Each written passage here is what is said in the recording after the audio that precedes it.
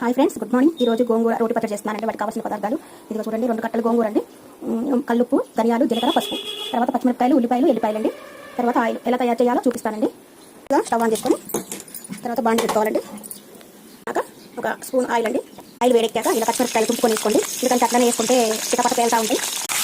ఇలా మగ్గినాక జీలకర్ర ఒక స్పూన్, స్పూన్ ఇస్తానండి. జీలకర్ర ఒక స్పూన్ అండి. 2 వేసుకొని మంచిగా మగ్గివ్వాలండి. పచ్చిమిరపకాయలు, ధనియాలు, జీలకర్ర వేసి మంచిగా మగ్గనివ్వాలండి. పచ్చివాసన పోయేంత వరకు మగ్గనివ్వాలి.